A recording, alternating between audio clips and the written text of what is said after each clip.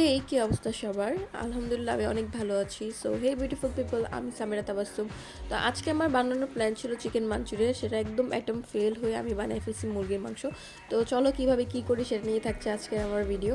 তো আমি ফার্স্টে মাঞ্চুরি যেভাবে করবো সেভাবে সব কিছু মশলা রেডি করতেছিলাম। ফার্স্টে হচ্ছে মুরগির মাংসকে ভাজবো, তার আমি হচ্ছে এটাতে হলুদ, মরিচ, লবণ, সয়া সস একটু মিক্স করে নিয়ে তারপরে এগুলোকে খুব সুন্দর করে ভেজে নিচ্ছিলাম।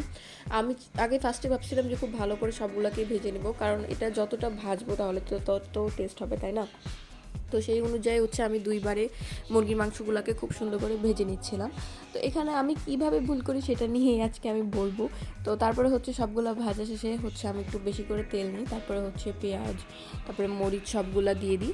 তারপরে এগুলোকে হচ্ছে একটু হালকা লাল লাল করে ফেলি। তারপরে ভাজার পরে এখানে হচ্ছে আদা রসুন সব কিছু দিই, কিন্তু এই জায়গাটাই আমি ভুল করে ফেলি। এখানে হচ্ছে মাঞ্চুরি করতে গেলে আগে হচ্ছে সস টস দিয়ে সবগুলো দিয়ে মিক্স করে বানাতে হয়, কিন্তু আমি মুরগির মাংসের মতো করে হচ্ছে ফার্স্টে আমি হচ্ছে আদা রসুন, তারপরে হচ্ছে সব মশলা যেমন হচ্ছে লবণ, হলুদ, মরিচ, তারপরে হচ্ছে জিরা, ধনিয়া সব মশলা দিয়ে কষায় ফেলি।